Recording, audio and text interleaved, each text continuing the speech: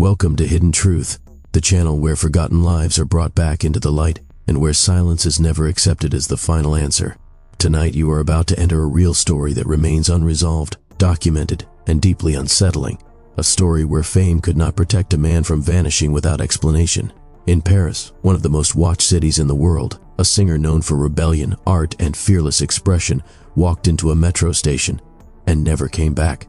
This is the story of Alain Kan, a French singer whose life moved between brilliance and isolation, whose music challenged norms and whose disappearance on April 14, 1990 remains unanswered to this day. This story is not speculation, it is not rumor, and it is not fiction created for entertainment. It is a documented disappearance that still raises questions about identity, vulnerability, and how easily a human life can slip into silence. As this story unfolds, you will discover a childhood shaped by absence, a career driven by artistic defiance, encounters with cultural icons, and a final moment that remains frozen in time. Every detail matters here, because in mysteries like this, truth often hides between the lines of what is known and what was never explained. If you are someone who believes that every disappearance deserves attention and every forgotten name deserves to be spoken again, then you are in the right place. Subscribe to Hidden Truth now, because this channel exists to uncover what history left unfinished and to give voice to stories that refuse to fade. Stay with us, because this story does not rush, it builds slowly, and once it begins, it does not let go.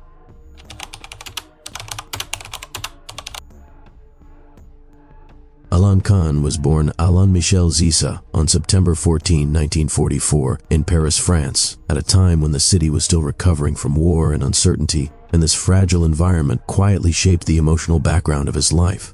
He never knew his biological father, and this absence followed him like a shadow, creating questions about identity, belonging, and self-worth that would later surface through music and performance.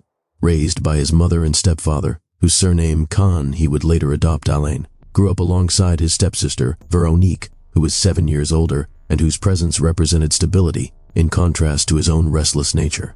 From an early age, Alain showed sensitivity, curiosity, and a strong attraction to sound, rhythm, and expression, and music became the place where he felt seen without needing explanations. Paris in the 1950s and early 1960s was a city of contrasts where tradition stood beside emerging youth culture, and Alain absorbed both worlds while belonging fully to neither. At just 16 years old in the spring of 1963, Alain released his first 45 revolutions per minute record with Pâté Marconi, a rare achievement for someone so young and uncertain. The record featured the song Si l'amore on one side and Quand tu reviendras on the other, and while the songs did not bring immediate fame, they marked his formal entry into the professional music world. What mattered more than commercial success was the feeling of movement, because Alain was no longer standing still in the space of absence that defined his childhood. In 1964, he released 3 extended play records with Decca, largely composed of covers from American and Canadian singers including Paul Anka, and this choice revealed both admiration and a desire to learn structure before breaking it. Those early recordings were polished, restrained, and conventional, yet they never fully captured Alain's internal tension, which was already pushing against limits. Behind the studio walls, Alain struggled with belonging, as he was too unconventional for mainstream expectations and too gentle for rigid rebellion, creating a sense of being suspended between identities. As the 1960s progressed, youth culture transformed rapidly, and Alain felt drawn toward spaces where expression was freer and rules felt optional. This pull eventually led him to London, England, a city that was redefining music, fashion, and identity with fearless energy. In London, Alain encountered artists who would profoundly influence him, including Lou Reed, Mark Bolan of T-Rex, and David Bowie, whose work challenged traditional masculinity, performance, and artistic boundaries. These influences did not simply inspire Alain, they validated emotions he had never felt safe expressing publicly. In London, he also met Marie France, a figure connected to the underground artistic scene, and together, they navigated spaces where art and identity were fluid and constantly evolving. This period marked a turning point where Alain stopped trying to fit existing molds and began shaping his own. He adopted glam rock not just as a musical style, but as a language through which he could speak truths that words alone could not carry. Returning to France with a transformed vision, Alain released the album 𝐌𝐢𝐬𝐬𝐢𝐬𝐬𝐬 in 1975, a work that embraced theatricality, irony, and emotional exposure. The album stood apart from conventional French music, and while it puzzled some listeners, it established Alain as a bold and uncompromising artist. In 1976, he followed with 𝐒𝐢𝐬𝐬𝐬 en France on Ne se drogue pas, an album that pushed boundaries even further both musically and culturally. During the recording sessions at the Château d'Hérouville, a legendary studio space, Alain met David Bowie in person, an encounter that would later become part of French music folklore. Alain recounted that Bowie took him away for 10 days in a black Mercedes, and after this moment media perception shifted as Alain was suddenly treated with a different level of respect and intrigue. Photographs circulated, articles were written, and Alain's image became linked to international glam culture rather than local eccentricity. Yet despite this recognition, Alain remained emotionally fragile, as external validation never fully healed internal uncertainty. He continued creating, performing, and experimenting, while quietly carrying the unresolved weight of absence that had shaped him since childhood. Fame did not anchor him, it amplified his contradictions. As Alain moved deeper into artistic independence, he also moved further away from predictable safety, setting the stage for a life that would resist simple explanation.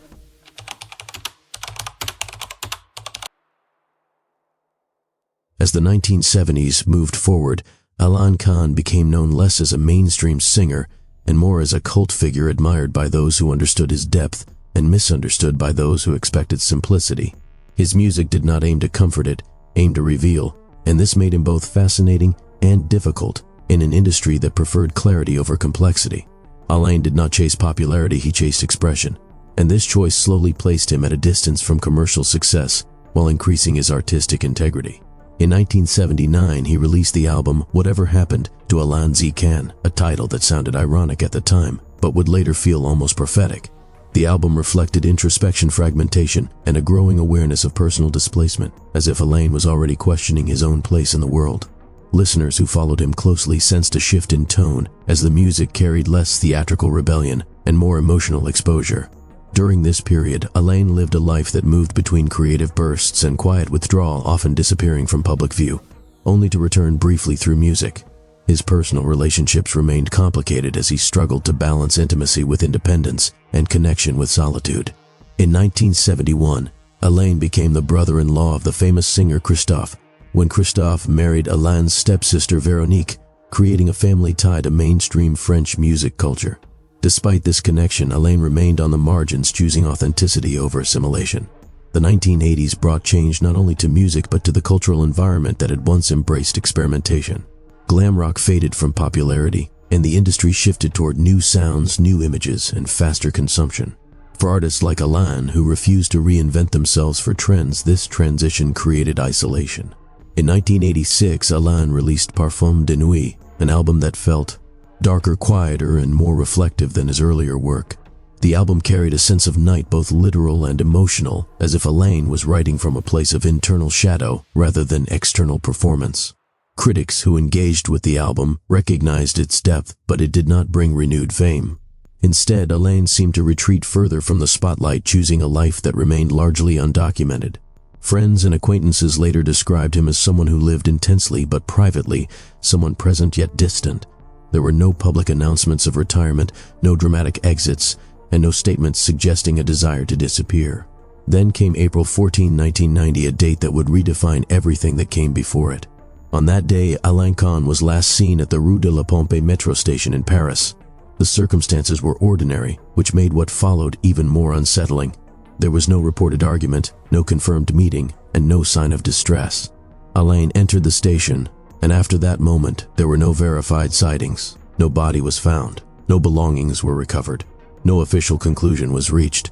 Paris continued moving while Alain's story froze in time. As days turned into weeks, concern grew among those who knew him and among fans who noticed his absence. Reports were made, questions were asked, but answers did not come. How could a man known to the public vanish in a city filled with cameras, witnesses, and constant movement? Some speculated about voluntary disappearance, while others feared violence or accident, but no theory was supported by evidence. There were no confirmed financial preparations, no farewell messages, and no patterns suggesting a planned disappearance. The lack of information became the most disturbing element of all. As years passed, Alain Kan's name began appearing on lists of mysterious disappearances, a quiet acknowledgement that his case remained unresolved. Unlike fictional mysteries, this one offered no dramatic clues, only silence. His music remained as the only voice left behind, echoing questions that could no longer be answered directly. For those who listened closely, his work gained new meaning as lyrics and themes took on the weight of disappearance.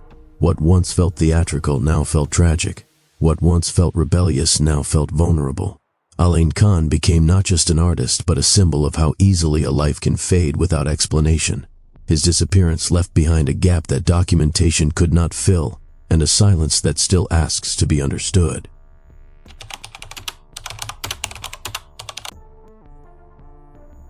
After April 14, 1990, the absence of Alain Kan began to feel heavier with each passing day because there was nothing concrete to hold on to and nothing official to explain what had happened to him. Paris is a city filled with constant movement, surveillance, witnesses, and routines, yet Alain seemed to pass through it without leaving a trace, as if he had stepped out of the visible world entirely. The Rue de la Pompe metro station where Alain was last seen was not an isolated place, but a normal urban location used daily by commuters, students, and workers.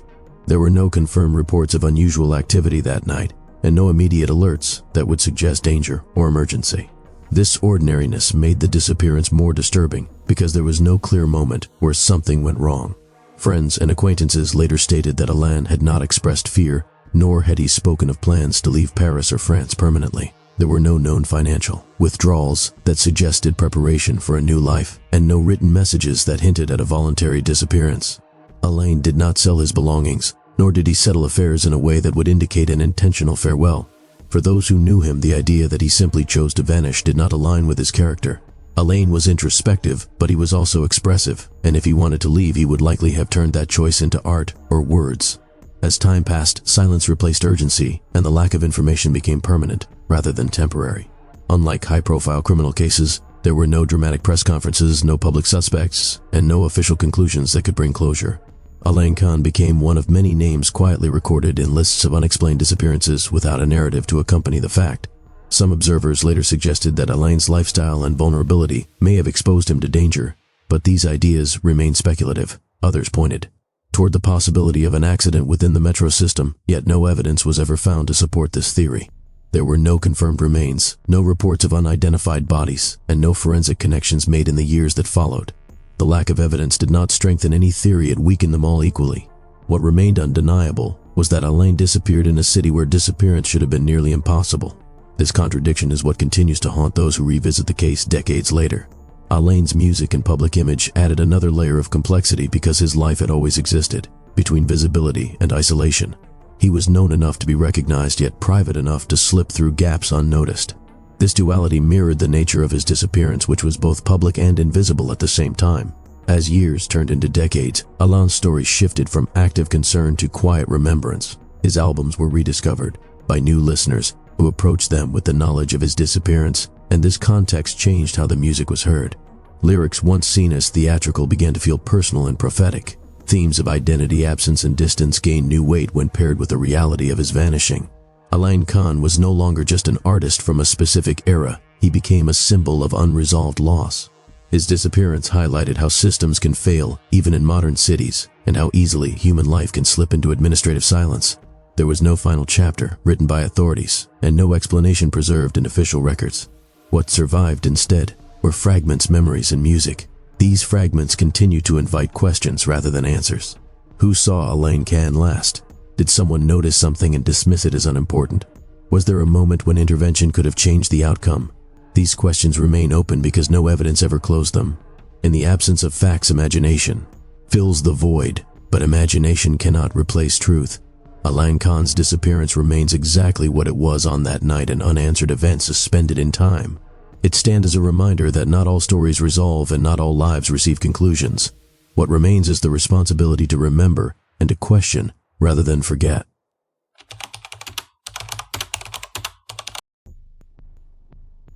As time continued to pass after the disappearance of Alain Kan, his presence slowly shifted from physical reality into cultural memory. Yet this transformation did not soften the mystery, it sharpened it. In France and beyond, listeners began to rediscover his music, not as contemporary releases but as echoes from a life that ended without explanation. Albums that once felt experimental or distant were now heard through the lens of loss, and this change altered their emotional weight.